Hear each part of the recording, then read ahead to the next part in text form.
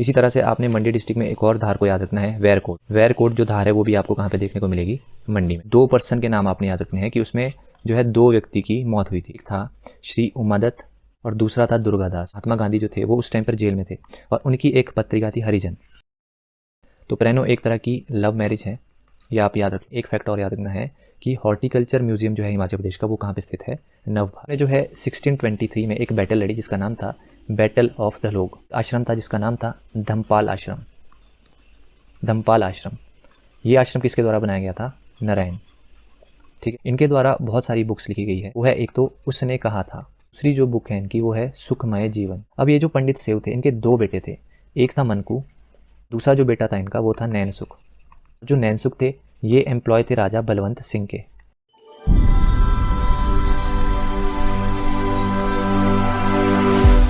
Hello everyone, स्वागत है आपका आज के इस वीडियो सेशन में। एचपीजीके की वीडियो सीरीज को कंटिन्यू करते हुए आज हम पार्ट 39 को यहाँ पे डिस्कस करने वाले हैं। तो चलिए स्टार्ट करते हैं आज के इस वीडियो सेशन को। देखते हैं question number 453। Sikandardhar is located in which district of HP. Sikandardhar Himachal Pradesh के किस जिले में स्थित है। तो सिकंदरधार के पीछे एक स्टोरी भी थी जो मैंने आपको मंडी डिस्ट्रिक्ट में डिटेल में पढ़ाई थी। ठीक है, तो Sikandardhar is located in Mandi district. Right answer is option number D. इसी तरह से आपने मंडी डिस्ट्रिक्ट में एक और धार को याद रखना है, वेरकोट। वेरकोट जो धार है वो भी आपको कहाँ पे देखने को मिलेगी, मंडी में। तो इसको भी आपने याद रख लेना है। Moving to next 454। The leader of Dhami movement in HP was. Dhami movement के जो मेन लीडर थे उनका आपको यहाँ पे नाम बताना है। जब मैंने आपको धामी फायरिंग ट्रेजेडी के बारे में पढ़ाया था तो वहाँ पर हमने डिटेल में डिस्कस किया था। सारा डिस्कस नहीं करेंगे पर कुछ एक जो पॉइंट्स है जो हमारे लिए रेलेवेंट है उनको हम यहाँ पे डिस्कस कर लेते हैं। जैसे धामी फायरिंग ट्रेजेडी हुई क्यों थी। 7 लोगों का जो डेलीगेशन था वो राणा से मिलने जा रहा था। ठीक है, तो वो जो 7 मेंबर डेलीगेशन था उनका जो मेन लीडर था वो थे भागमल सौठा। भागमल सौठा। अब राणा को इतना डर था, उन्होंने क्या किया, जो भागमल सौठा थे इनको जो है अरेस्ट कर लेते हैं घनाटी से। ठीक है, और बाकी का जो डेलीगेशन है जो उनकी तरफ मूव कर रहा था उनके ऊपर वो गोली चलाने के आदेश दे देते हैं। अब जैसे ही फायरिंग होती है तो 2 पर्सन के नाम आपने याद रखने हैं कि उसमें जो है 2 व्यक्ति की मौत हुई थी। वो 2 व्यक्ति थे, एक था श्री उमादत्त और दूसरा था दुर्गादास। तो ये 2 व्यक्ति थे जिनकी जो है इस गोलीकांड में मृत्यु हुई थी। अब लोगों में भी इस बात की नाराज़गी थी तो लोग क्या करते हैं, एक फेयर इंक्वायरी की डिमांड करते हैं। उस टाइम पे सबसे बड़ी जो एपेक बॉडी हम कह सकते हैं वो थी all India state people conference. ये सबसे ज़्यादा एपेक बॉडी थी उस टाइम पे। ठीक है, तो लोग जो है वो इससे डिमांड करते हैं और इनके जो प्रेसिडेंट थे उस टाइम पे वो थे पंडित जवाहरलाल नेहरू। ठीक है, ये मैंने आपको डिटेल में पढ़ाया है पर अभी के लिए फिर से रिवाइज़ कर लूँ। ये इसके हेड थे। अब पंडित जवाहरलाल नेहरू जो है वो एक कमेटी बिठाते हैं इसके रिगार्डिंग, और उस कमेटी में जो पर्सन थे वो हमारे लिए इंपॉर्टेंट है। एक पर्सन था इसमें लाला दुनीचंद जो कि एक एडवोकेट थे। सेकंड पर्सन आपने याद रखना है श्री देव सुमन, और थर्ड पर्सन जो इसमें थे वो थे श्यामलाल खन्ना। श्यामलाल खन्ना। तो ये 3 पर्सन थे इस कमेटी में। तो ये 3 भी आपने याद रखना है और ये 2 व्यक्ति भी याद रखना है जिनकी मृत्यु हुई थी। तो धामी मूवमेंट के लीडर कौन थे, Bhagmal Sautha. Right answer is option number B. Next है 455। Who lead the quit India movement 1942 in Shimla. Shimla में 1942 में भारत छोड़ो आंदोलन की अगुवाई किसने की थी। अगर आपको याद होगा मैंने क्विट इंडिया मूवमेंट भी आपको अच्छे से कवर करवाया था। उसमें मैंने आपको बताया था कि जब क्विट इंडिया मूवमेंट हुआ था तो महात्मा गांधी जो थे वो उस टाइम पर जेल में थे और उनकी एक पत्रिका थी हरिजन। तो महात्मा गांधी जेल में होने के कारण इस पत्रिका जो संपादन है वो कौन करती थी, राजकुमारी अमृत कौर। राजकुमारी अमृत कौर। क्लियर। तो ये नाम आपने याद रखना है, बहुत इंपॉर्टेंट नाम है। तो इसका राइट आंसर क्या होगा, option number B, Amrit Kaur. अगला है 456। Mandi state association was established by. Mandi state association की स्थापना किसके द्वारा की गई थी। मंडी स्टेट एसोसिएशन का डायरेक्ट लिंक है, आपको अगर याद होगा मैंने आपको पढ़ाया था, Himachal Pradesh state regional council. ठीक है, जिसको 1946 में एस्टेब्लिश किया गया था। इसका जो हेडक्वार्टर था वो शिमला में थे। ठीक है, इसके जो मेन चेयरमैन थे वो बैठते थे मंडी में और सेक्रेटरी कहाँ पे बैठते थे, शिमला में। तो मंडी में जो इसके चेयरमैन बैठते थे उनका नाम क्या था, स्वामी पूर्णानंद। तो इसका राइट आंसर क्या होगा, option number A, Swami Purnanand. Next is 457। Marriage by interfamilial exchange in HP is known as. Himachal Pradesh में अंतर पारिवारिक विनिमय द्वारा विवाह जाना जाता है। अगर हम यहाँ पे ऑप्शंस पे जाए, ठीक है, एक एक करके रीड करते हैं। बट्टा सट्टा, बट्टा सट्टा याद करो हमने कहाँ पे कवर किया था, ये किसकी मैरिज कस्टम है, गद्दी ट्राइब की, ठीक है। झंझरा किसकी है, ये भी गद्दी ट्राइब का मैरिज कस्टम है, क्लियर।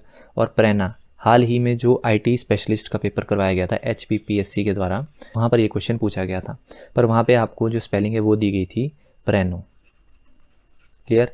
तो प्रेनो एक तरह की लव मैरिज है, ये आप याद रख लो, जो कि खस ट्राइब में की जाती है, खस ट्राइब से ये रिलेटेड है। और बट्टा सट्टा और झंझरा ये दोनों गद्दी ट्राइब की मैरिज कस्टम्स है।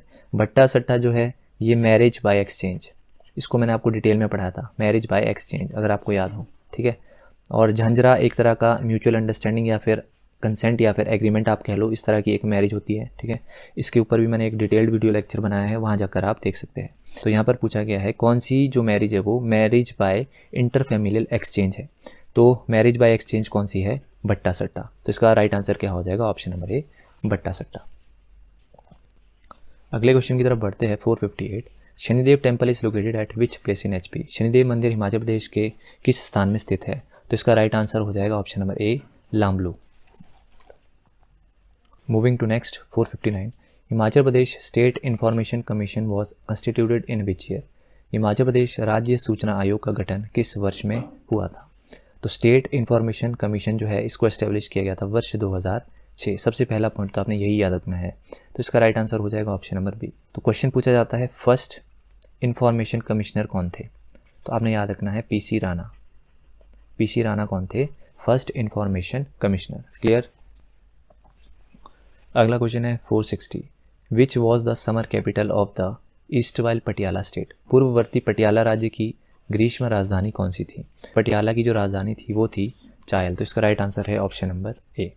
नेक्स्ट है 461, HP state museum building was called. Himachal Pradesh राज्य संग्रहालय भवन को क्या कहते हैं। कल ही हमने म्यूजियम से रिलेटेड टॉपिक को डिस्कस किया था। अगर आपको याद होगा हिमाचल प्रदेश स्टेट म्यूजियम है कहाँ पे, शिमला में। कल ही हमने कवर किया था और किस वर्ष इसको एस्टेब्लिश किया गया था, 1974। और शिमला में एग्जैक्ट अगर बात करें तो कहाँ पे है ये, चौड़ा मैदान, क्लियर। और इसी तरह से आपने एक फैक्ट और याद रखना है कि हॉर्टिकल्चर म्यूजियम जो है हिमाचल प्रदेश का वो कहाँ पे स्थित है, नवभार। अब आते हैं इस क्वेश्चन पे। इसमें पूछा गया है हिमाचल प्रदेश का जो स्टेट म्यूजियम की जो बिल्डिंग है उसका जो नाम है वो क्या है। तो उसका नाम है एनवीरम। तो right answer is option number C.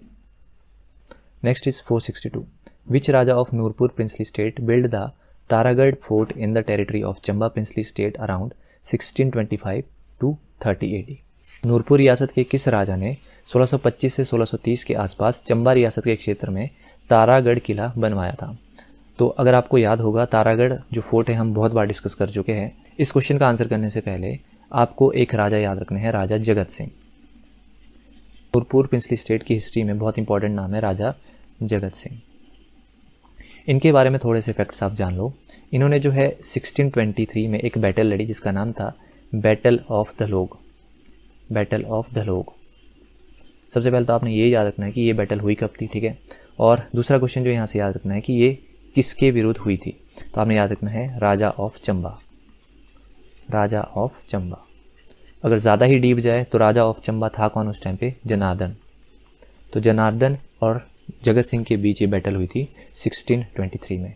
अब राजा जगत सिंह से आपने एक और पॉइंट याद रखना है कि जो नूरजहाँ थी, नाम याद रखना है, जो नूरजहाँ थी उनको इन्होंने क्या कहकर बुलाया था, बेटी।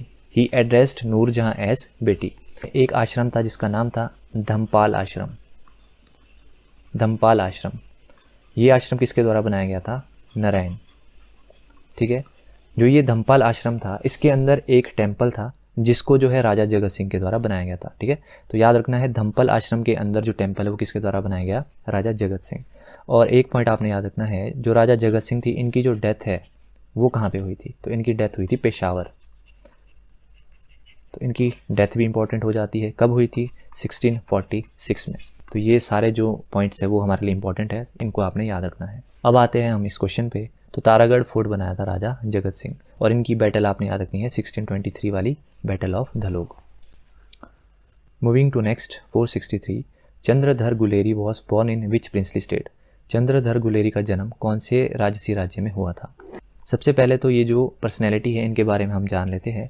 चंद्रधर गुलेरी जो है ये एक राइटर थे, राइटर कह लो या पोइटिशियन कह लो, राइटर और ये पोइट थे। इनके द्वारा बहुत सारी बुक्स लिखी गई है।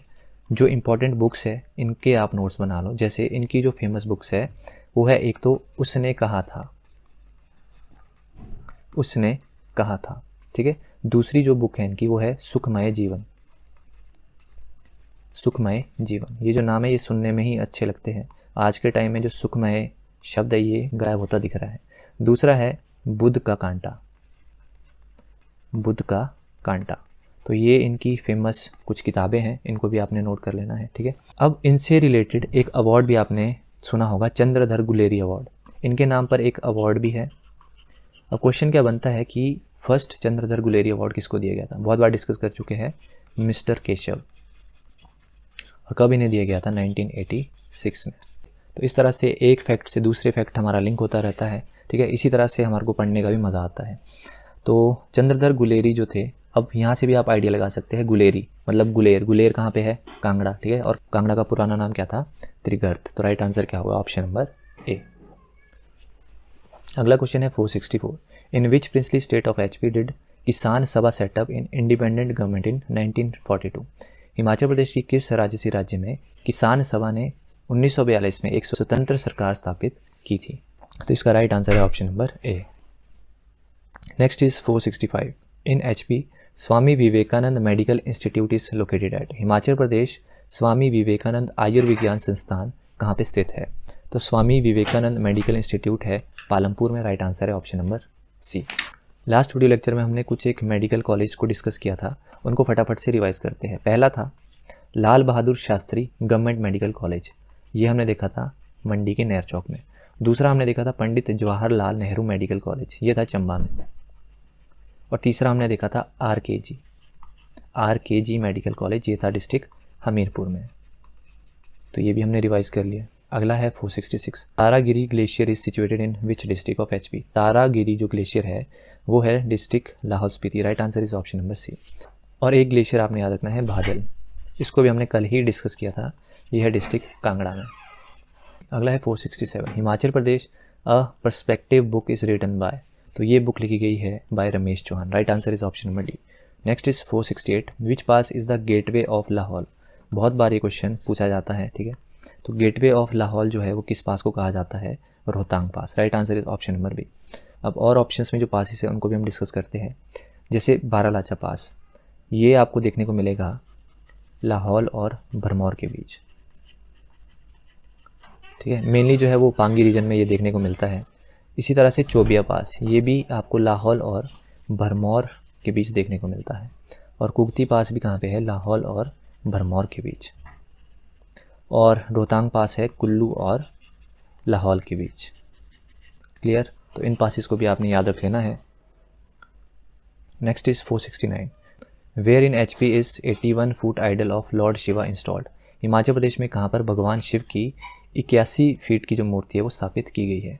तो वो स्थापित की गई है Kotla Kalan. Right answer is option number C. अब ये कोटला कलान है कहाँ पे? ये है डिस्ट्रिक्ट ऊना में, ये भी आपने याद रखना है। अगला क्वेश्चन है 470। Which Himachali was captain of Indian hockey team was won gold medal at 1964 summer Olympics at Tokyo?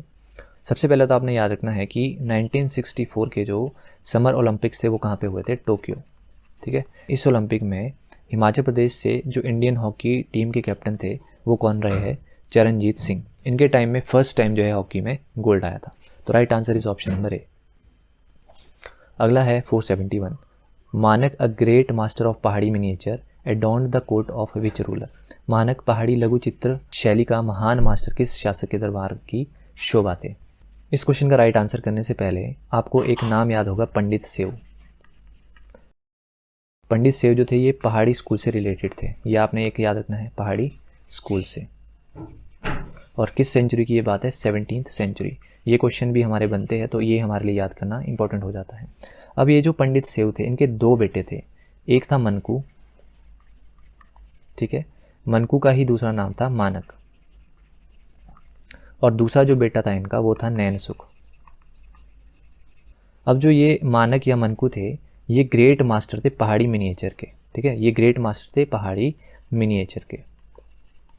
और एक किसके दरबार में रहते थे? संसार चंद। और जो नैनसुख थे ये एम्प्लॉय थे राजा बलवंत सिंह के, ये एम्प्लॉय थे राजा बलवंत सिंह के। ठीक है, तो इस तरह से अगर आप नाम को रिलेट करेंगे कि ये पंडित सेव के बेटे थे मानक, आपको ज़्यादा देर तक याद रहेगा। ठीक है, ऐसे अगर आप डायरेक्ट याद करेंगे कि मानक चंद संसार चंद के कोर्ट में रहा करते थे, वो थोड़ा डिफिकल्ट हो जाता है। अब देखो एक और रिलेशन हम यहाँ से बिल्ड करते हैं। जैसे जो मानक था, इसका जो सबसे बड़ा बेटा था, एल्डेस्ट सन, वो कौन था? फट्टू सिंह। और फट्टू सिंह आपको मैंने बहुत बार कवर भी करवाया है। ठीक है, तो इसी का ही जो सबसे बड़ा बेटा था वो कौन था? फट्टू सिंह। तो इस तरह से आपने रिलेशन को याद रखना है। अब आ जाओ इस क्वेश्चन पे, इसका राइट आंसर है ऑप्शन नंबर बी। तो इस वीडियो लेक्चर में हम इतने ही क्वेश्चंस को डिस्कस करेंगे। वीडियो आपको अच्छा लगा है तो वीडियो को लाइक ज़रूर करिएगा, चैनल पे नए हो तो चैनल को सब्सक्राइब ज़रूर करिएगा। तो मिलते हैं नेक्स्ट वीडियो में, टिल देन बाय बाय।